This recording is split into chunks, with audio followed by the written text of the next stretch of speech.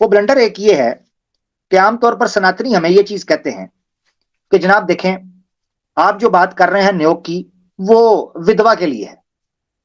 तो विधवा बेचारी क्या करे? उसको रोकने के लिए कोई ना कोई तो हमने उपाय निकालना है ना, कोई ना कोई सोल्यूशन तो निकालना है। वो हमने निकाल लिया, हमने नियोग करवा देते हैं। तो ये बात लॉलीपॉप आप उन लोगों को देना कि जो लोग आपके शास्त्रों को पढ़ते ना हो, जिनको आपका पता ना हो। हम्म। क्योंकि आपके शास्त्रों में, वेदास में इस चीज के इशारे, बल्कि सही तौर पर स्वामी साहब ने उसका अनुवाद लिखा है और एक्सप्लेन किया है कि जीते हुए पति की मौजूदगी में भी नियोग हो सकता है। तो पहला हवाला आपकी स्क्रीन के प्रश्न पहले पढ़ लेते हैं। तो स्वामी दयानंद सत्यार्थ प्रकाश के अंदर प्रश्न का जवाब देते हैं सफा 101 के ऊपर। और प्रश्न ये होता है कि नियोग मरे पीछे ही होता है या फिर जीते पति के साथ, यानी जीते पति के भी। सवाल ये हुआ कि नियोग जो है वो क्या पति मर जाता है तभी होता है, या जो पति जी रहा हो उसकी मौजूदगी में भी हो जाता है? अब इस पर आर्य समाजी बड़े भागते हैं। वो कहते हैं नहीं नहीं नहीं जी, वो पति विधवा होती है, वो रंडवा होता है, उसका होता है। तो स्वामी साहब ने चांटा मारा है आर्य समाजियों के गाल के दोनों तरफ, ये जितने टट्टू बट्टू फिर रहे हैं। उत्तर, मेरा पुत्र, आर्य समाजी पुत्र, ये अपनी स्क्रीन पर देखे उत्तर। हाँ, और फड़ लिया है मैंने छितर। अच्छा, और सीधा कर लो चूतड़। ये देखे, कहते हैं जी जीते भी होता है स्वामी साहब, जीते भी होता है।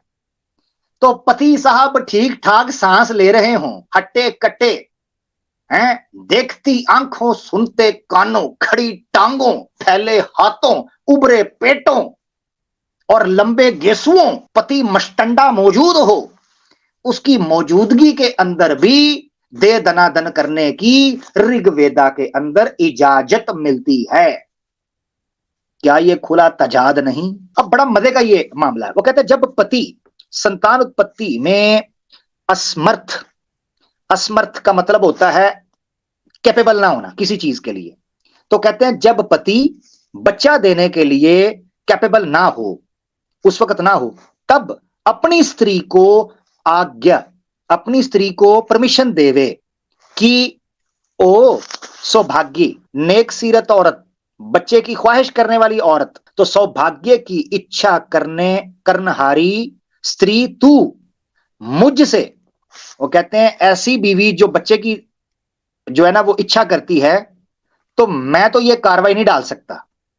मैं तो हो गया हूं टाइम टाइम फिश, मेरा तो नंबर आ गया है 0, मेरे तो हरकत कोई नहीं और ना ही बरकत है। अब आप बरकत अली खान साहब के पास जाएं और कुछ उपाय पोपाए निकालें जाएं, आपको आज्ञा दी जाती है। वो कहते हैं आपको अगर इच्छा हो रही है तो आप ऐसे करें, मुझसे दूसरे पति की इच्छा कर, क्योंकि अब ये येलो हाईलाइट आने वाला है, क्योंकि दूसरे पति की इच्छा कर, क्योंकि अब मुझसे संतान उत्पत्ति की आशा मत कर, अब मुझसे बच्चे की आशा मत कर, अब जाओ कहीं और जाओ। यहां से पता चलता है कि ऋग्वेदा के अनुसार सिर्फ विधवा और रंडवा नियोग नहीं कर सकते, बल्कि पति खुद आए। हो परवीन शाकर भी कम बखत किस वक्त मुझे याद आई है। वो कहती है कमाले जब्त को अपने कुछ इस तरह से आजमाएंगे हम, कमाले जब्त को अपने कुछ इस तरह से आजमाएंगे हम कि अपने हाथ से उसकी दुल्हन सजाएंगे हम। तो पति देव साहब जो खुद तो कुछ कर ना सके, सुबह उठ के कपड़े इस्त्री करें, साड़ी, ब्लाउज, हैं जी, मंगलसूत्र भी रेडी करें जनाब, सिंदूर भी अपने हाथों से भरें, हाँ जी, पैसे भी अपने बटवे से निकाल के दें, उबर भी अपने फोन से करवा के दें, होटल भी अपने कार्ड से बुक करवाएं, फ्लेवर भी अपनी मर्जी का पकड़वाएं, और जनाब अगले बंदे को कॉल भी अपने फोन से करें कि जनाब पत्नी मेरी है और अब कार्रवाई आपकी है। अब आप जाने, ऊपर वाला जाने और नीचे वाला जाने, बस ये 3 लोग ही जान सकते हैं, आप, ऊपर वाला और नीचे वाला जी। तो जीता हुआ भी कर रहा है, बल्कि खुद भेज रहा है। अब मनुस्मृति ले लें, मनुस्मृति के अंदर तो पूरा मेन्यू दे दिया गया। उधर तो कहा भाई देखे देखे देखे देखे बड़ी संख्या के अंदर लाइन लगाकर फीमेल विंडो के ऊपर महिलाएं खड़ी हो गई। अजी सुनते हैं क्या जी, बतलाइए क्या हुआ? अरे हमारे पति देव विदेश में हैं जी, पैसा कमाने को। जानते हैं का उनको? रवि कुमार नाम है उनका। हाँ जी, दुबई में होवत है। अच्छा जी, क्या करते हैं? उधर ट्रक चलाते हैं। ठीक है जी, क्या करना चाहेंगी अब? जी अभी 3 वर्ष गुजर गए उनको, पैसा तो बहुत भेजे हैं मगर खुशखबरी नहीं दिए हैं, तो हमका नियोग करवाई दीजिए जनाब, क्योंकि जिंदगी का मजा तो नियोग में है बाबा, नियोग। कम किया थे। तो ये देखें मनुस्मृति के अंदर पूरा मेन्यू पकड़ा दिया। स्वामी साहब ने कोट किया जी, मैंने नहीं किया, जूते मारने हैं तो स्वामी दयानंद के सर पर मारने हैं। हाँ, सर पर, इधर उधर नहीं।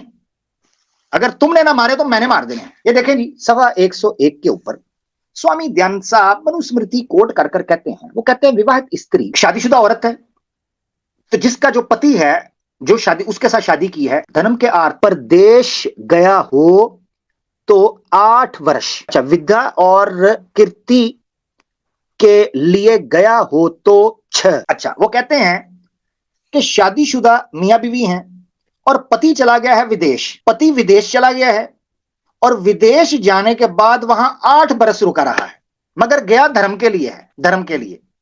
और अगर वो विद्या के लिए और कृति के लिए, कृति का मतलब है नेक नामी के लिए या नॉलेज के लिए, पढ़ने के लिए गया है, तो ऐसी सूरत में 6। और अगर कमाई के लिए गया है, पैसे कमाने के लिए, तो ऐसी सूरत में 3 वर्ष तक बाट देख के पश्चात नियोग करके संतान उत्पत्ति कर ले।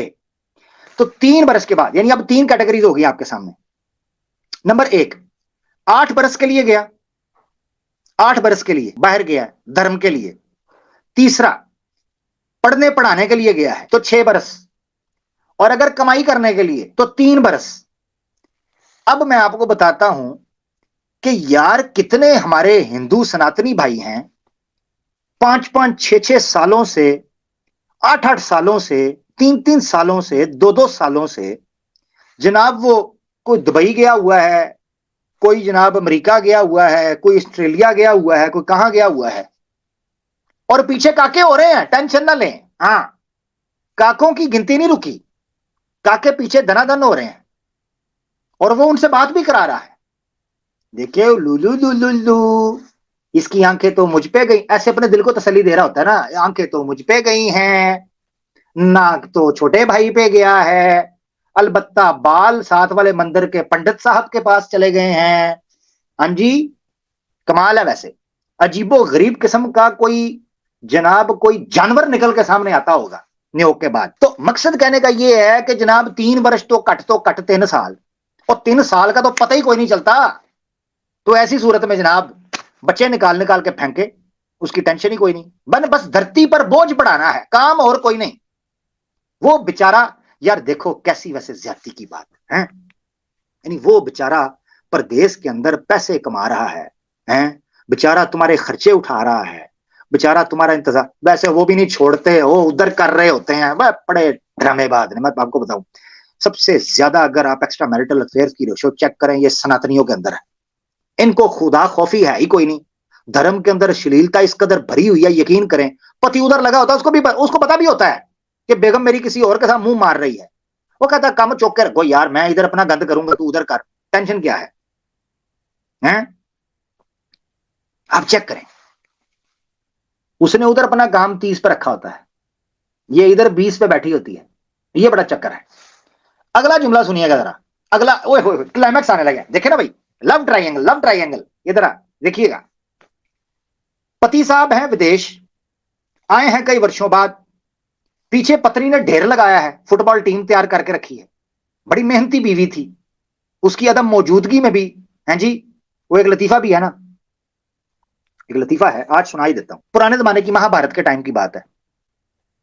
तो हिंदुओं की जंग लग गई, उस समय पर कोई सनातनी महिला थी, वो कहीं साथ जंग के अंदर चली गई हेल्प वगैरह करने के लिए।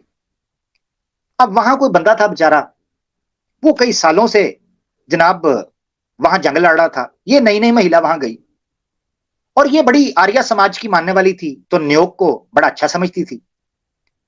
और ये वहां गई और इसको खबर नहीं थी कि उसी फौज की दूसरी बटालियन के अंदर उसका अपना पति भी है और वो दूसरी जगह पर दूसरे कैंप के अंदर खिदमत कर रही थी दूसरे बंदों की।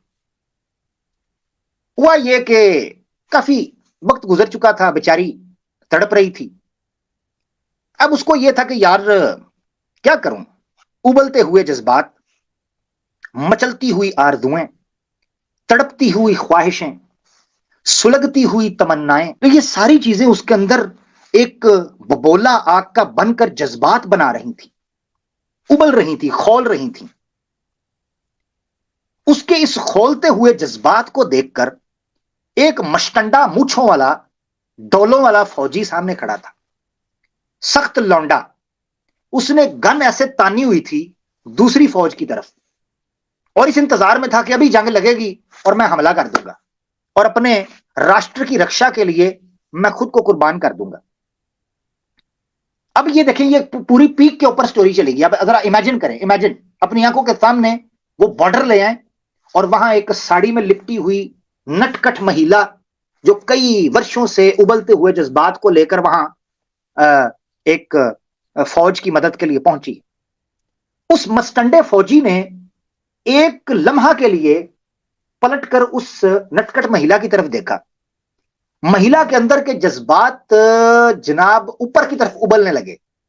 उसको मन ही मन में अपने पति की याद सताने लगी और जब उसने ऐसा सोचा ही था तो उसके चेहरे पर रंग और जज्बात के यूं मिलते जुलते हालात और कैफियत बनी कि उस मस्टंडे मूछों वाले डोलों वाले फौजी को भनक पड़ गई कि इसका पति कहीं इससे कई वर्षों तक दूर है। तो उसने पलटकर उसकी तरफ वो जनाब आया और हुआ ये कि जनाब जैसे उसने उसके साथ बात की, उसने कहा जनाब हमारे धर्म के अंदर नियोग करने की इजाजत मौजूद है, परमिशन मौजूद है, मेरा पति मुझसे दूर है, तो क्यों ना हम नियोग कर लें। अब उन्होंने नियोग किया, वहां पर मोर्चे के अंदर कैंप लगा हुआ था। उसने वायरलेस करके सबको कह दिया जनाब दुश्मन यहां भारी गोलाबारी कर रहा है, कोई पास ना आए, दूर चले जाएं, मैं अपना खून लुटा दूंगा इस राष्ट्र के ऊपर, हिंदू राष्ट्र बना के दम लूंगा, तो आप सारे पीछे, पूरी बटालियन, जनरल कर्नल मेजर पीछे हट जाएं, मैं हवलदार तहसीलदार मैं खुद सामने मसले हल कर लूंगा। उनको क्या पता था ये कन्या को कैंप में जाकर उधर गोलाबारी करने लगा है, बॉर्डर तो इसने वैसे ही खाली छोड़ दिया है उल्लू के पट्टे ने। वो पीछे चले गए, उन्होंने कहा ठीक है फौजी संभाल लेगा। वो जनाब मोर्चे में लेके चले गए और वहां मोर्चा निकाल दिया। अब गोलाबारी चल रही थी उस मोर्चे के अंदर नियोग की सूरत में कि दुश्मन ने जब मोर्चे को खाली देखा उसने धावा बोल दिया। अब जैसे ही धावा बोला तो ये जनाब कपड़ों से बाहर नियोग प्रथा का उपयोग कर रहे थे और मस्ती में मस्त थे। अब दुश्मन को थोड़ी ना पता था कि ये कुछ धार्मिक कार्य किया जा रहा है। उन्होंने जनाब ना हो देखा ना ताओ दोनों को रगेद के रख दिया, टैंक चढ़ा दिया दोनों के ऊपर। अब दोनों लटे पुटे नंग धड़ंग हालत के अंदर वहां मर गए अपने धर्म की रक्षा करते हुए। थोड़ी देर बाद जब वहां पर हमला हुआ, उन्होंने फौज को पीछे धकेला तो दूसरी बटालियंस जो है वहां पहुंची और आपको याद होगा कि दूसरी बटालियन के अंदर उस बेचारी कन्या का, कुमारी का, वो एक और भी पति वहां पर था जिसके पीछे बेचारी ने नियोग किया। और जब उसने अपनी पत्नी को एक और फौजी के साथ मौजी करते हुए देखा, यानी फौज के साथ मौज करते हुए देखा, और उसको पता चल गया कि ये नियोग कर रही थी बेचारी, मैं तो कई वर्ष से दूर था, तो उसने फिर उसके जुबान पर एक ही जुमला था जिसे सुनकर हर आंख अश्कबार हो गई, जिसे सुनकर नियोग समाज को शांति और उन्नति मिल गई, उनके सारे जीवन के रोग और उनके दुख दर्द और पीड़ाएं दूर हो गईं। वो जुमला था कि जियो जवाना, मर गए पर मोर्चा नहीं उछटिया। बाकी आप समझदार हैं, मेरी कहानी यहां खत्म हो गई। अब जिसको समझ आए तो बस ठीक है, जिसको ना समझ आए तो बस अपनी अपनी किस्मत को देखें, और क्या कर सकते हैं। तो ये 8-8 वर्ष, 6-6 वर्ष, 3-3 वर्ष जब दूर रहेंगे तो फिर कुछ और तो भरपूर रहेंगे। हाँ, कुछ और तो फिर भरपूर और नूरपुर रहेंगे जी। इससे पता चलता है कि जीता पति छोड़ के नियोग करने गई ऐसी स्त्री। इससे आर्य समाजियों का मुंह बंद होता है, जो ये हमारे सामने लॉलीपॉप बेचने की कोशिश करते हैं कि ना ना ना ना ना, ना जनाब, नियोग तो विधवा और रंडवे का, ना ना ना ना ना, शादीशुदा हो तो नहीं, हम नहीं करवाते। ये आपके सामने 2 रेफरेंस मैंने दिए हैं।